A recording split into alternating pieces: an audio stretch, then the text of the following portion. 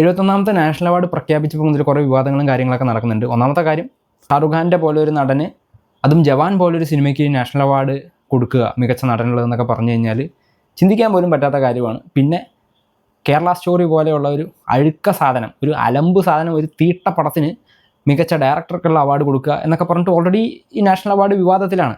പിന്നെ അതിൻ്റെ കൂട്ടത്തിൽ ആടുജീവിതത്തിൻ്റെ കാര്യം പലരും പറയുന്ന സമയത്ത് ആദ്യം വന്ന റിപ്പോർട്ടുകളിൽ പറഞ്ഞിരിക്കുന്നത് ഈ ആടുജീവിതം എന്ന് പറഞ്ഞ സിനിമ സെൻസർ ചെയ്തിരിക്കുന്നതും റിലീസ് ചെയ്തിരിക്കുന്നതും 2024 അതുകൊണ്ട് ആ സിനിമ 2024 അതായത് 72ാമത്തെ നാഷണൽ അവാർഡ്സിലേ പരിഗണിക്കുള്ളൂ. അതുകൊണ്ടാണ് ആടുജീവിതത്തിന് ഒരു അവാർഡ് പോലും ഇല്ലാതിരുന്നത് എന്നാണ് ആദ്യം വന്ന റിപ്പോർട്ടുകൾ പറയുന്നത്.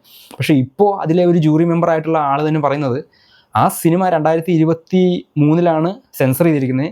അതുകൊണ്ട് സിനിമ ഈ നാഷണൽ അവാർഡിന് വേണ്ടി പരിഗണിച്ചിരുന്നു. പക്ഷേ ജൂറിയിലുള്ള ഒരാൾക്ക് പോലും ആ സിനിമ ഇഷ്ടപ്പെടാത്തത് കൊണ്ടാണ് ആ സിനിമയ്ക്ക് ഒരു അവാർഡും കിട്ടാത്തത് എന്നാണ് ഇപ്പോൾ വരുന്ന ന്യൂസിലൊക്കെ പറയുന്നത്. അതായത് ആടുജീവിതം പോലെയുള്ള ഒരു എന്താ പറയുക, അങ്ങനത്തെ ഒരു സിനിമയ്ക്ക് ഒരു അവാർഡ് പോലും ഇല്ലയെന്ന്. മികച്ച നടൻ്റെ കേസ് പോട്ടെ, മികച്ച നടനുള്ളതില്ല, സംവിധായകനുള്ളതില്ല, ക്യാമറാമാനുള്ളതില്ല, ഇനി ഇതൊന്നും പോരെങ്കിൽ ആ AR റഹ്മാൻ ഒരു മികച്ച സംഗീത സംവിധായകന് പോലും ഉള്ള സാധനം കൊടുക്കാനുള്ള വകുപ്പ് ആ സിനിമയിലില്ല എന്നാണ് ഇപ്പോൾ നാഷണൽ അവാർഡ്സ് ജൂറിയിലുള്ള ആളുകൾ പറയുന്നത്. ഒരു അവാർഡ് പോലും ആടുജീവിതത്തിന് കിട്ടാഞ്ഞത് എന്നുള്ളത് കൃത്യമായിട്ട് അറിയാം. പൃഥ്വിരാജിൻ്റെ പോലെ ഒരു നടന് ഒരു അവാർഡും കൊടുക്കാൻ കേന്ദ്ര സർക്കാരിൻ്റെ കീഴിലുള്ള ഈ നാഷണൽ അവാർഡ്സിൽ ഉദ്ദേശിക്കുന്നില്ല എന്നുള്ളതിൻ്റെ കറക്റ്റായിട്ടുള്ളൊരു സ്റ്റേറ്റ്മെൻറ്റാണ്.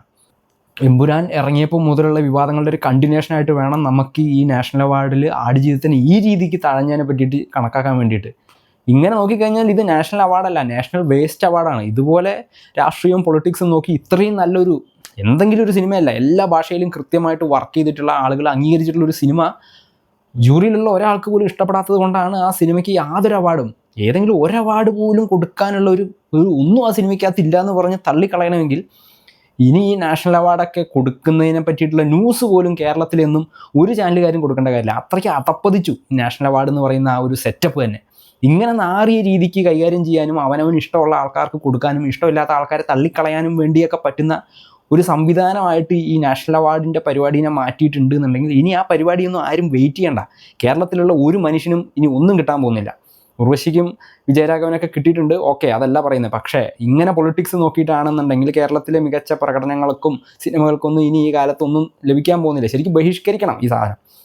ആടുജീവിതത്തിനും ഇതിനൊന്നും കൊടുക്കാത്ത സ്ഥിതിക്ക് ഇത്രയും വലിയൊരു അനീതി കേരളത്തിലെ സിനിമകളോടും കേരളത്തിലെ ജനതയോടും ചെയ്തിട്ടുള്ള ഈ നാഷണൽ അവാർഡ് എന്ന് പറയുന്ന ഈ പരിപാടി ശരിക്കും വേണ്ടാന്ന് വെക്കുകയാണ് വേണ്ടേ. നമുക്ക് അത്രയും മോശമായിട്ടുള്ളൊരു പരിപാടിയാണ്. ആടുജീവിതം കണ്ട ശേഷം, കൺസിഡർ ചെയ്ത ശേഷം ഒരു അവാർഡ് പോലും കൊടുക്കാതെ ഇങ്ങനെ തഴഞ്ഞിട്ടുണ്ട് എന്നുണ്ടെങ്കിൽ ഇത് നാഷണൽ അവാർഡല്ല, ഇത് വേറെ എന്തോ ആണ്. BJPക്കാരുടെ അമ്മ വീട്ടിൽ നിന്നൊക്കെ കൊണ്ടുവരുന്ന എന്തോ പാൽപ്പായസം എന്തോ ആണ്. അത് BJPയുടെ ആൾക്കാർക്ക് മാത്രം കിട്ടിയാൽ മതി.